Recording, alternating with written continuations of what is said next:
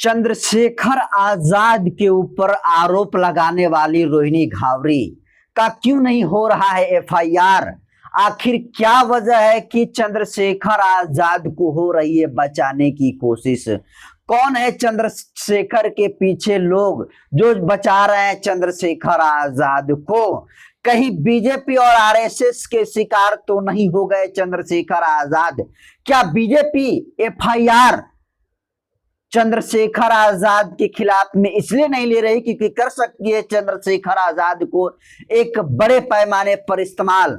आज जो दोस्तों तमाम सवाल हैं, जिन सवालों का जवाब इस देश के बहुजन समाज के लोग जानना चाहते हैं, क्योंकि पिछले साल भर से रोहिणी घावरी नाम की लड़की के द्वारा चंद्रशेखर आजाद के ऊपर आरोप लगाए जा रहे हैं, जिसमें रोहिणी घावरी लगातार दावा ये कह रही है और कह रही कि चंद्रशेखर आजाद रिश्ते में थे, चंद्रशेखर आजाद ने पूरी जिंदगी जो है हमारी बर्बाद करने का काम किया, बड़े बड़े वादा किया, बड़े बड़े दावा किया, प्यार का झांसा देकर, पहले से शादीशुदा था चंद्रशेखर आजाद, फिर भी शादी का झांसा देकर हमारे साथ जो है गलत काम करने का काम किया और अब इस आदमी को जेल में होना चाहिए। ये दोस्तों शब्द है उस रोहिणी घावरी के, जिस रोहिणी घावरी ने चंद्रशेखर आजाद पर आरोप लगाया है कि वो जो है चंद्रशेखर आजाद उसके साथ जो है गलत काम किए हैं। लेकिन सबसे बड़ा सवाल ये कि रोहिणी घावरी जब आरोप लगा रही थी तो वो सिर्फ सोशल मीडिया पर आरोप लगा रही थी, मीडिया पर बयान दे रही थी और वो स्विट्जरलैंड में रहकर अभी फिलहाल पढ़ाई करती थी। लेकिन वो जो है चंद्रशेखर आजाद पर एफआईआर दर्ज कराने के लिए दिल्ली पहुंचती है, लेकिन दिल्ली के बड़े बड़े थानाओं के चक्कर काटने के बाद भी, महिला आयोग में जाने के बाद भी, जब चंद्रशेखर आजाद के खिलाफ में कहीं कोई मुकदमा दर्ज नहीं हो पाया, तब एक बड़ा सवाल जो है चंद्रशेखर आजाद के ऊपर लगा और सबसे बड़ा आरोप अब तक का चंद्रशेखर आजाद के ऊपर रोहिणी घावरी ने लगाया है। वो कौन सा रोहिणी घावरी का आरोप है जो सवाल बनकर रह गया, उसको बताऊं उससे पहले नए दर्शकों को अपना परिचय दे देता हूं। नमस्कार, मैं नरेंद्र बसंत हूं और आप जनतंत्र खबर देख रहे हैं। देखिए, चंद्रशेखर आजाद और रोहिणी घावरी का जो मैटर है, लगता है कि ये लगातार चलता रहेगा, क्योंकि रोहिणी घावरी एक के बाद एक आरोप लगा रही है, लेकिन उसका आरोप कहीं भी सिद्ध नहीं हो रहा है, जिसकी वजह से कहीं भी एफआईआर दर्ज नहीं हो रहा है। लेकिन देखिए, रोहिणी घावरी ने ताजा आरोप जो है लगाया है और एक बहुत बड़े जो है साजिश को चंद्रशेखर आजाद को ये बताने का काम किया और बीजेपी से कनेक्शन जो है बताने का काम किया है। डॉक्टर रोहिणी घावरी लिखती है अपने सोशल मीडिया के ट्विटर हैंडल एक्स पर कि बीजेपी की रखेल बन गया जेल जाने से बचने के लिए। कल रात गृह मंत्री से मिलकर एफआईआर होने से रोक ली, लेकिन कब तक बचेगा मैं भी देखती हूं। नालायक सांसद, घटिया आदमी, ये शब्द है रोहिणी घावरी के जो चंद्रशेखर आजाद के लिए प्रयोग किए गए हैं, जिसमें रोहिणी घावरी ये कह रही है कि बीजेपी का रखेल बन गया है और ये जेल जाने के डर से कल रात को गृह मंत्री से मुलाकात किया है और एफआईआर होने से गृह मंत्री से मुलाकात कर एफआईआर नहीं होने दे रहा। ये आरोप है रोहिणी घावरी का, जिसका दावा यह है कि चंद्रशेखर आजाद बीजेपी के सामने सरेंडर कर चुके हैं, बीजेपी की जो है रखेल बन गए हैं, इसलिए कहीं भी किसी भी थाने में रोहिणी घावरी जा रही है तो एफआईआर दर्ज नहीं हो रहा है।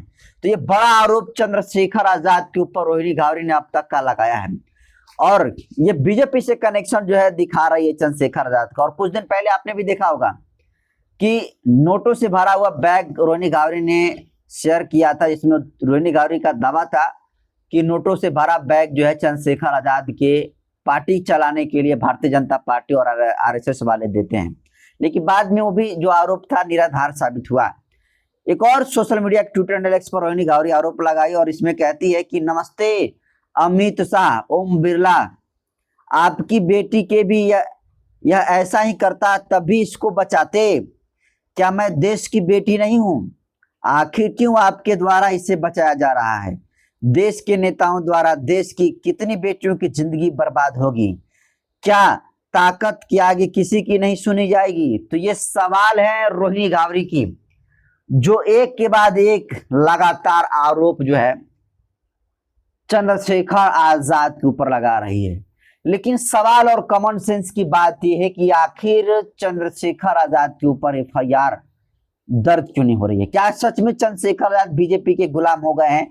क्या कोई बहुत बड़ा जो है सौदा चंद्रशेखर आजाद के साथ बीजेपी ने कर लिया है? ये वो सवाल है जिसका डाउट जो है अधिकतर बहुजन समाज के लोगों का हो रहा है। क्योंकि आमतौर पर किसी लड़की का आरोप होता है तो आरोप मात्र से ही एफआईआर दर्ज हो जाती है। रोहिणी गावरी जो कई तरीके से सोशल मीडिया पर तस्वीरों को शेयर की हुई है, जो कई तस्वीरें जो आपत्तिजनक है उसको शेयर करते हुए ये दावा कर रही है कि चंद्रशेखर आजाद के साथ रिलेशन में थी।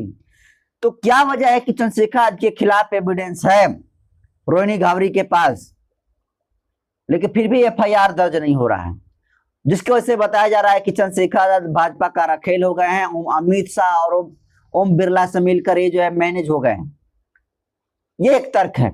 लेकिन दूसरा एक तर्क ये भी है कि ठीक है, जो लोग आरोप लगा रहे हैं कि बीजेपी का इसका समर्थक है, इसी वजह से एफआईआर दर्ज नहीं हो रहा है, सच्चाई ये भी तो हो सकती है कि जो चंद्रशेखर आजाद के ऊपर रोहिणी गावरी आरोप लगाई वो आरोप सीधी नहीं हो रहा है। क्योंकि अगर ऑथेंटिक होता तो कहीं ना कहीं सच्चाई सामने आती, पुलिस प्रशासन की जांच में सारी चीजें आती। लेकिन शायद ये सच जो है वो सच कुछ और है, इसी वजह से चंद्रशेखर आजाद के ऊपर एफआईआर दर्ज नहीं हो रहे हैं। शायद चंद्रशेखर आजाद के खिलाफ में कोई सबूत है ही नहीं, या फिर सबूत है तो बीजेपी फिर चंद्रशेखर आजाद को बचाना चाहती है। ये दो सवाल आज की डेट में खड़े हो रहे हैं। तो क्या है इसकी सच्चाई? ये तो वक्त तय करेगा, कोर्ट और न्यायालय तय करेगा कि कौन सही और कौन गलत है। लेकिन जिस तरीके से रोहिणी गावरी एक्शन मोड में थी और एक के बाद एक लगातार चंद्रशेखर आजाद को सांसदी को खत्म करने की धमकियां सोशल मीडिया पर दे रही थी, अब वो तमाम रोहिणी गावरी बिल्कुल बेबस और लाचार महसूस कर रही है और बिल्कुल बेचारी महसूस कर रही है। और ऐसा लग रहा है रोहिणी गावरी के ट्विटर हैंडल से कि रोहिणी गावरी अब थक चुकी है और कुछ दिन के बाद एक कहानी भी शॉर्ट आउट हो जाएगी, ऐसा स्थिति को देखते हुए लग रहा है। क्योंकि जिस तरीके से चंद्रशेखर आजाद के लिए शब्दों का प्रयोग रोहिणी गावरी कर रही है, नालायक, घटिया, संसद, इस तरीके से आरोप लगा रही है। लेकिन सवाल ये भी है दोस्तों कि आखिर कोई लड़की चंद्रशेखर आजाद के ऊपर क्यों आरोप लगाएगी? ये भी सोचने वाली बात है। क्योंकि अगर कोई लड़की किसी लड़के पर आरोप लगाती है तो जाहिर सी बात है कि वो मार्केट में आता है, मीडिया में बातें फैलती है, तो उस लड़की से कोई शादी नहीं करेगा क्योंकि उसका जीवन खराब हो जाएगा। और कोई लड़की सार्वजनिक तौर पर खुद को ये नहीं कह सकती है कि जो है हम उसके साथ रिलेशन में थे और वो हमसे अब बात नहीं कर रहा, हमारे साथ ठगी कर लिया, हमको धोखा दे दिया, शादी का झांसा देकर हमारे साथ यौन शोषण कर लिया। कोई लड़की शुरुआती दौर में करने से बचेगी क्योंकि उसको इज्जत का सवाल है।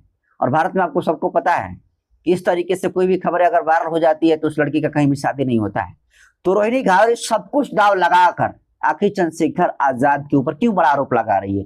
क्यों मीडिया में बयान दे रही है कि उसके साथ तो उसके संबंध थे, ये जानते हुए कि जब ये आरोप लगाएंगे तो उसके साथ कोई शादी नहीं करेगा और जिंदगी चौपट हो जाएगी, भविष्य बर्बाद हो जाएगा। ये जानते हुए भी रोहिणी गावरी भी पढ़ी लिखी महिला है, पढ़ी लिखी औरत है, स्कॉलर है, स्विट्जरलैंड में पढ़ाई करती है। इसके बावजूद भी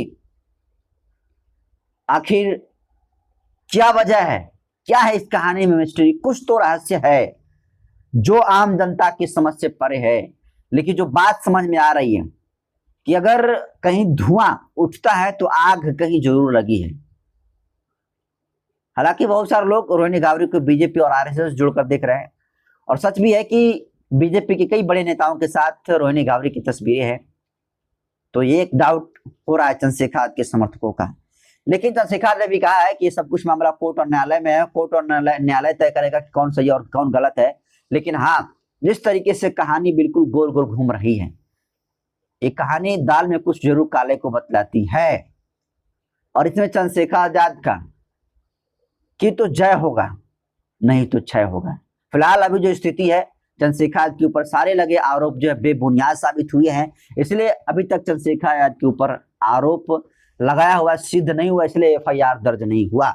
रहा बात बीजेपी से मिलने की बात, आरएसएस से मिलने की बात, तो जब तक कोई ऑथेंटिक सोर्स नहीं सामने आ पाती है तब तक किसी एक व्यक्ति, किसी एक महिला के कहे पर ही भरोसा नहीं किया जा सकता है। क्योंकि एक व्यक्ति किसी विचारधारा से जो है इफेक्टेड हो सकता है। क्या है सच्चाई, सब कुछ कोर्ट तय करेगा। लेकिन रोहिणी गावरे ने जिस तरीके से चंद्रशेखर आजाद के ऊपर आरोप लगाया और जिस तरीके से अपने सोशल मीडिया के ट्विटर लेक्स पर इस तरीके से आपत्तिजनक शब्दों का इस्तेमाल चंद्रशेखर आजाद के प्रति किया है, इसके लिए आप क्या सोचते हैं दोस्तों? अपनी प्रतिक्रिया कमेंट सेक्शन में जरूर दीजिए। बहुत बहुत धन्यवाद।